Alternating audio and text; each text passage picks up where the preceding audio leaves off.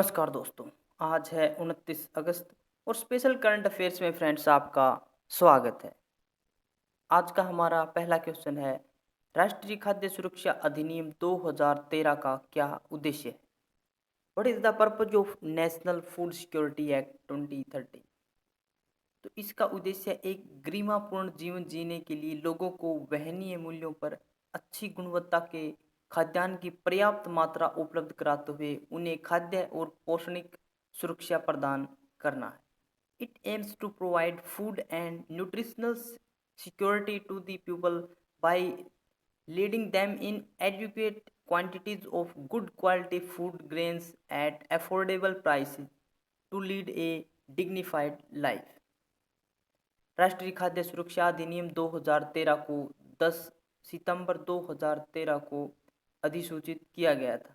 इसके तहत लक्षित सार्वजनिक वितरण प्रणाली के अंतर्गत सब्सिडी युक्त खाद्यान्न प्राप्त करने के लिए 75% ग्रामीण आबादी और 50% शहरी आबादी की कवरेज का प्रावधान है। अंत्योदय अन्न योजना की शुरुआत कब की गई थी? व्हेन वाज द अंत्योदय अन्न योजना लॉन्च्ड? तो अंत्योदय अन्न योजना की शुरुआत दिसंबर 2020 में की गई थी। अंत्योदय अन्न योजना वाज लॉन्च्ड इन दिसंबर 2000। इस योजना का उद्देश्य गरीबी रेखा से नीचे रह रही आबादी तक खाद्यान्न की कमी को पूरा करना था। शुरुआत में इस योजना के तहत लाभार्थी परिवार को प्रतिमाह 25 किलोग्राम खाद्यान्न दिए जाने का प्रावधान था, जिसे अप्रैल 2002 में बढ़ाकर 35 किलोग्राम कर दिया गया। एशियाई इंफ्रास्ट्रक्चर इन्वेस्टमेंट बैंक कैसा बैंक है? What kind of bank is Asian infrastructure investment bank? तो एशियन इंफ्रास्ट्रक्चर इन्वेस्टमेंट बैंक एक बहुपक्षीय विकास बैंक है जो एशिया में सामाजिक एवं आर्थिक परिणामों को बेहतर बनाने की दिशा में कार्य कर रहा है। Asian infrastructure investment bank is a multilateral development bank working towards improving social and economic outcomes in Asia। Asia infrastructure investment bank ने जनवरी 2016 में अपना कार्य शुरू किया था। वर्तमान में इसके 103 अनुमोदित सदस्य हैं। एशिया और अन्य क्षेत्रों के टिकाऊ बुनियादी ढांचे और अन्य उत्पादक क्षेत्रों में निवेश करके एशियाई इंफ्रास्ट्रक्चर इन्वेस्टमेंट बैंक ने लोगों, सेवाओं और बाजारों को बेहतर ढंग से जोड़ रहा है, जो भविष्य में अरबों लोगों के जीवन को प्रभावित करेगा और बेहतर भविष्य का निर्माण करेगा। सुपर ऐप किसके द्वारा लॉन्च किया जाएगा? Who will launch super app? तो टाटा ग्रुप, टाटा समूह द्वारा लॉन्च किया जाएगा सुपर ऐप। इस सुपर ऐप को टाटा समूह की नवस्थापित इकाई टाटा डिजिटल द्वारा विकसित किए जाने का अनुमान है। आखिरकार क्या है सुपर ऐप? तो सुपर ऐप किसी कंपनी द्वारा विकसित एक ऐसा प्लेटफॉर्म है जिसके माध्यम से वह ग्राहकों को एक ही स्थान पर कई प्रकार की सेवाएं उपलब्ध कराता है। भौतिक रूप से सुपर ऐप की तुलना एक शॉपिंग मॉल से की जा सकती है, जहां ग्राहकों के लिए एक प्रकार के उत्पाद, सेवाएं और ब्रांड आदि एक ही स्थान पर उपलब्ध होते हैं। चीन द्वारा विकसित WeChat app super app का एक उदाहरण है। इसकी शुरुआत एक मैसेजिंग ऐप के रूप में हुई थी, परंतु धीरे धीरे इसने भुगतान, टैक्सी, शॉपिंग, फूड ऑर्डर में विस्तार करते हुए एक सुपर ऐप के रूप में स्वयं को स्थापित किया हुआ है। चुनावी बॉन्ड योजना 2018 क्या थी? What is the electoral bond scheme 2018? तो चुनावी बॉन्ड राजनीतिक दलों को दान देने हेतु एक वित्तीय साधन है। Electoral bonds are a financial instrument for donating to political parties. चुनावी बॉन्ड बिना किसी अधिकतम सीमा के 1,000 रुपये से 10,000 रुपये, 1,00,000 रुपये से 10,00,000 रुपये और 1 करोड़ के गुणकों में जारी किए जाते हैं। भारतीय स्टेट बैंक इन बॉन्डों को जारी करने और बुनाने के लिए अधिकृत बैंक है। ये बॉन्ड जारी करने की तारीख से 15 दिनों तक वैध रहते हैं। यह बॉन्ड एक पंजीकृत राजनीतिक पार्टी के निर्दिष्ट खाते में प्रतिदेय होता है। जनप्रतिनिधित्व अधिनियम 1951 की धारा 29A के अंतर्गत पंजीकृत प्रत्येक पार्टी और हालिया लोकसभा या राज्यसभा चुनाव में कम से कम 1% मत हासिल करने के बाद भारत निर्वाचन आयोग द्वारा एक सत्यापित खाता आवंटित किया जाता है। चुनावी बॉन्ड का लेन देन केवल इसी खाते के माध्यम से किया जा सकता है।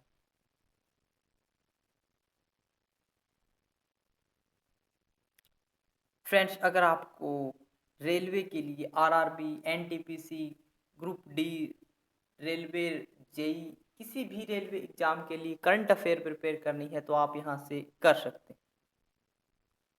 पुरुषों और महिला उम्मीदवारों के लिए पंचायत चुनाव में 50% आरक्षण प्रदान करने वाला पहला राज्य कौन सा है? तो Haryana, which is the first state to provide 50% reservation in panchayat elections for men and women candidates। तो हरियाणा पहला राज्य है जो महिला और पुरुषों में 50-50% आरक्षण प्रदान कर रहा है पंचायती चुनाव में। पुरुषों और महिला उम्मीदवारों के लिए पंचायत चुनाव में 50-50% आरक्षण प्रदान करने के लिए एक विधेयक लाने की योजना बना रही है, जिसके तहत प्रत्येक कार्यकाल की समाप्ति के बाद महिला और पुरुष उम्मीदवारों के बीच सीटों की अदला बदली की जाएगी। हरियाणा का यह फॉर्मूला सरपंचों और ग्राम वार्डों, खंड समितियों और जिला परिषदों के सदस्यों पद पर भी लागू किया जाएगा। हरियाणा में नियम के लागू होने पर यदि किसी वार्ड या गांव की अध्यक्षता एक पुरुष द्वारा की जाती है तो इसका प्रतिनिधित्व अगले कार्यकाल में एक महिला द्वारा किया जाएगा। स्थानीय स्वशासन की अवधारणा क्या है?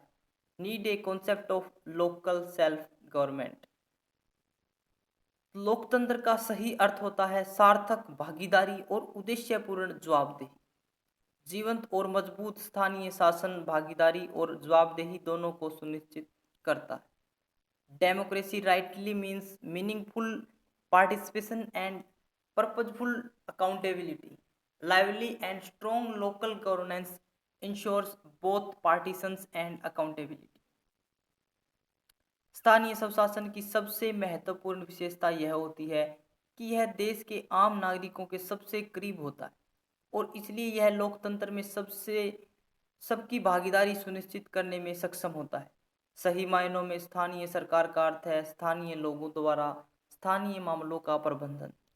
यह इस सिद्धांत पर आधारित है कि स्थानीय समस्याओं और ज़रूरतों की समझ केंद्रीय या राज्य सरकारों की अपेक्षा स्थानीय लोगों को अधिक होती है। महिलाओं तथा अनुसूचित जाति एवं अनुसूचित जनजाति से संबंधित लोगों के लिए सीटों के आरक्षण को किस संशोधन में प्रावधान किया गया था?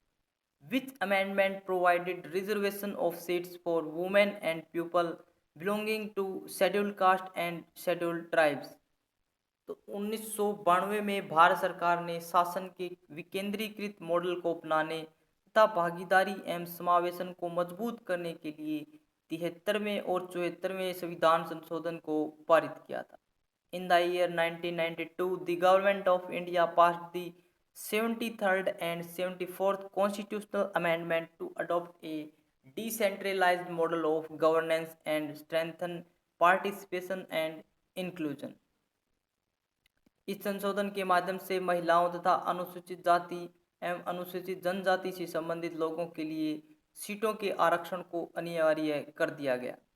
ऐसे कई अध्ययन मौजूद हैं जो यह दर्शाते हैं कि सरकार द्वारा दिए गए इस आरक्षण ने सार्वजनिक क्षेत्र में महिलाओं की भागीदारी में काफ़ी सुधार किया है। कई अध्ययनों में पाया गया है कि स्थानीय स्वशासन में महिलाओं की भागीदारी की सबसे अच्छी बात यह है कि स्थानीय शासन में मौजूद महिलाएं संवेदनशील वर्गों, खासतौर पर महिलाओं और बच्चों की ज़रूरतों और हितों को ध्यान में रखते हुए कार्य करती हैं।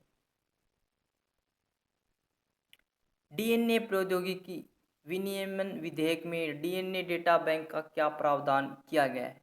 What is the provision of DNA data bank in the DNA technology regulation bill?